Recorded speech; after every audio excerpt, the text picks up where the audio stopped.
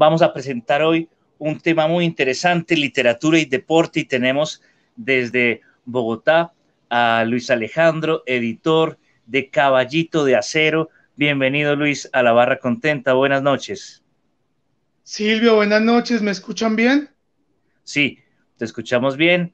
La Barra Súper. Contenta es un parche de amigos en el que botamos de escape, pensamos en cultura de fútbol y te quiero presentar, Luis es profesional de estudios literarios, magíster en literatura, en filología hispánica, doctor en filología hispánica y a la vez entrenador de fútbol de la UEFA.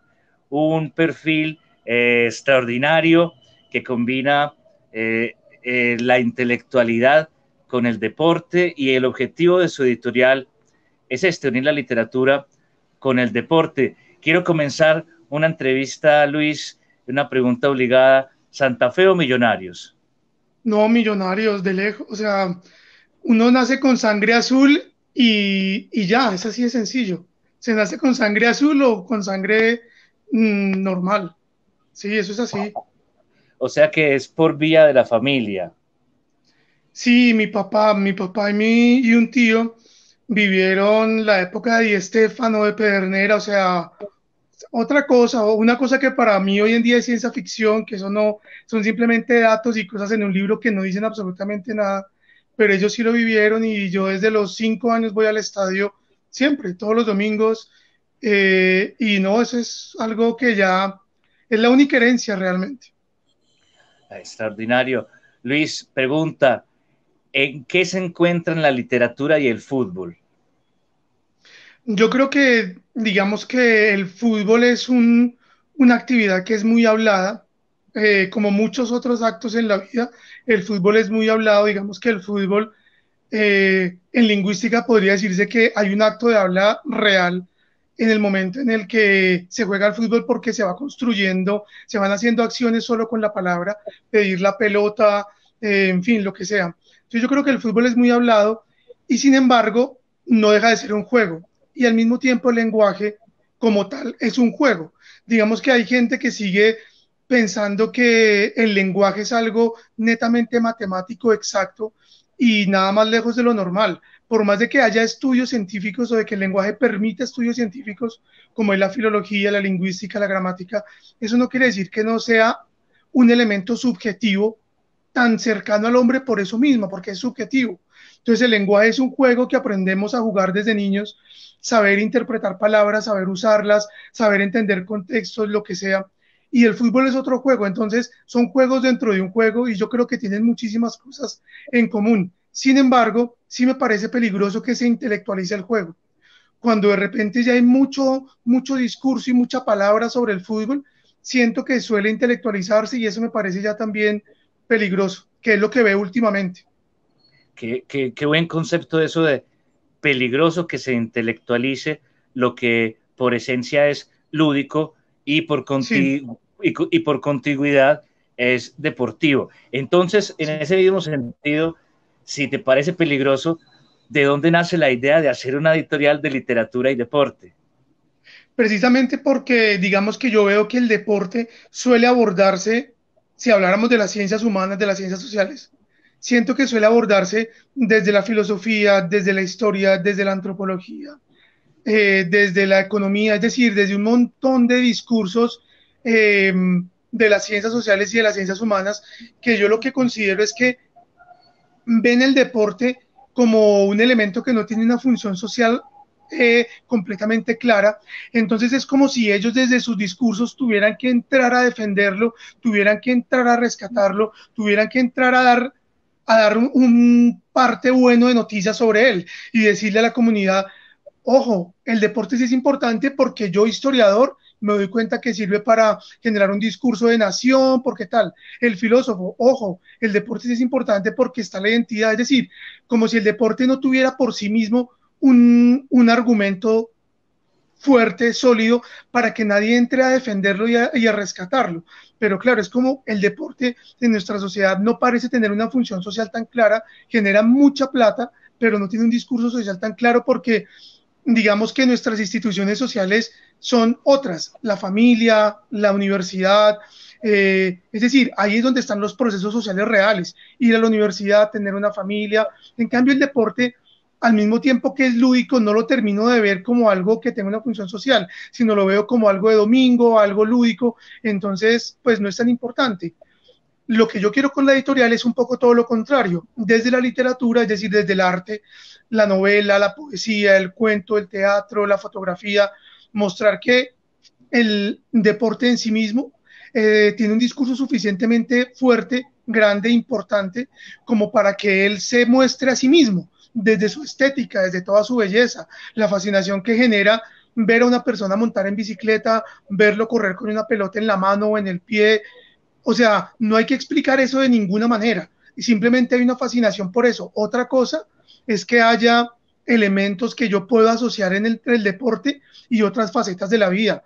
Ahí es donde la historia y la filosofía y todo eso seguramente pueden tener muchas cosas para decir, pero de entrada no creo que nadie tenga que entrar a defender el deporte, y creo que es lo que está pasando, que eso es intelectualizarlo. Tienes mucha razón, hay cierta también prepotencia de estas ciencias sociales que tienen que como que dar el visto bueno para que pueda ser comprendido o entendido como algo serio. Y aquí te quiero enlazar con otra pregunta que tenía y que le hemos hecho a nuestros invitados, a Pascual, a Espitaleta, en la Danza del Sol. Eh, los intelectuales hispanoamericanos le han dado la espalda tradicionalmente al fútbol. Está esa frase célebre de Borges, hay debates al respecto, como hemos visto y has dicho, últimamente hay un apogeo de esa industria editorial de la literatura, pero continúa siendo incluso una postura naif el hecho de oponerse al fútbol para presumir por eso mismo ser intelectual, como el niño que lo educan que si a él le gusta el deporte tiene que odiar la matemática y al que le gusta el piano no puede amar el fútbol, como si fueran facetas diferentes del ser humano. La pregunta que te quiero hacer es la siguiente: ¿por qué crees que por tradición le hemos dado la espalda al fútbol los intelectuales de Hispanoamérica? Pues eso no es tan cierto, o sea, digamos que una de las explicaciones claras es que, digamos que a mitad del siglo XX, por muchos eventos históricos como las llamadas guerras mundiales y todo eso, digamos que se polariza políticamente la manera como se ubica uno socialmente y como uno reconoce a sus intelectuales, entre comillas. Entonces, digamos que durante muchos años se vio como algo mal visto que un escritor hablara de fútbol, porque era como declararse a favor de los gobiernos de derecha que estaban, digamos, acordes a dominar al pueblo, a darles contentillos, me hago entender. Digamos que el fútbol se categorizó de esa manera. Si a usted le gusta el fútbol o se habla de fútbol, es porque usted es una persona de derecha, que está de acuerdo con el opio del pueblo, todo eso. La izquierda juzgó inmediatamente. Entonces muchos escritores, yo no hablo tanto de intelectuales, de escritores, prefirieron no salir del closet. Yo no salgo del closet porque si digo que me gusta el fútbol, me van a categorizar como que yo soy políticamente de derechas, porque la izquierda lo vio así y entonces está mal. Sin embargo, hubo mucha gente que no tuvo miedo a eso. Eduardo Galeano, Mario Benedetti, muchos escritores, poetas, escribieron sin ningún miedo, diciendo simplemente el fútbol es algo que es tan importante para la gente, que va más allá de que se lea de un lado o de otro. Sí es cierto que ha sido usado políticamente, eso no lo puede negar nadie.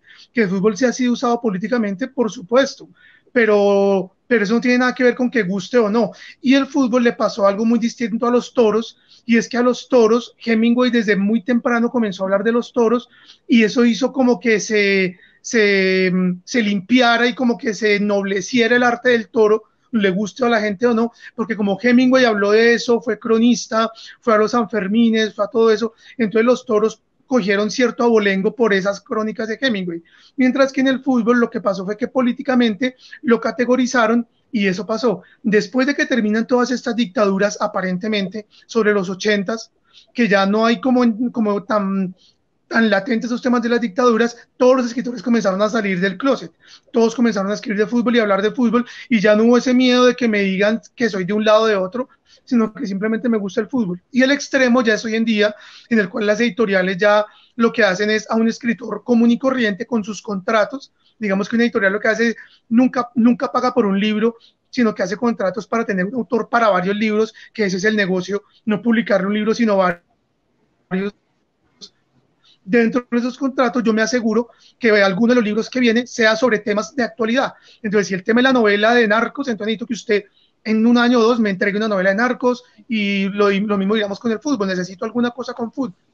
Oh, qué revelación nos estás dando de la industria editorial. Invitamos a nuestros oyentes a visitar www.caballitodeacero.com, y para terminar este primer diálogo, te invitaremos ojalá luego a la barra contenta para seguir hablando de cultura de fútbol. Eh, ¿Qué libros podemos conseguir en Caballito de Acero y cuáles son los proyectos que tienes para el próximo año, Luis? Pues en la editorial de momento tenemos 8 títulos, que son 2 libros de fotografía, uno sobre bicicletas en Boyacá y el otro sobre la historia de la lucha libre en Bogotá, una novela sobre tenis de un autor sueco, una novela sobre running de una escritora argentina, un libro, una colección de cuentos de boxeo, una colección de cuentos de ajedrez, una novela sobre ciclismo y un libro de cuentos de fútbol sobre Millonarios y Santa Fe. Para el otro año tenemos una novela gráfica sobre el Mundial de Colombia 86 que no se hizo. Es una ucronía sobre qué hubiera pasado si se hubiera hecho el Mundial de Colombia 86. Tenemos una colección de cuentos de béisbol, una colección de cuentos de Nacional y de Medellín y una novela de boxeo. Eso es lo que se nos viene. Tenemos como el interés como de generar toda una fortaleza editorial para que la gente se dé cuenta que el deporte, por más de que estemos saturados 24 horas de canales de contenidos deportivos, netamente deportivos, podemos mirar el deporte desde la literatura sin dejar de lado lo deportivo, sino mirar ese placer que hay por la estética del deporte.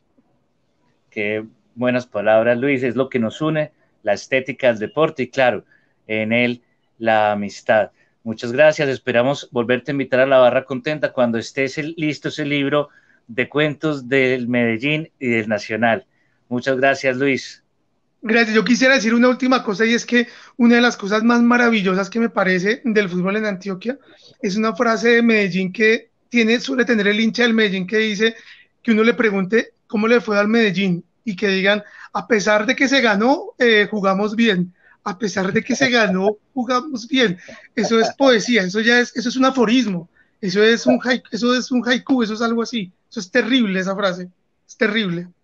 Las cosas que nos identifican, la estética de lo terrible. Muchas gracias, Luis. Bienvenido siempre a la barra Gracias. contenta.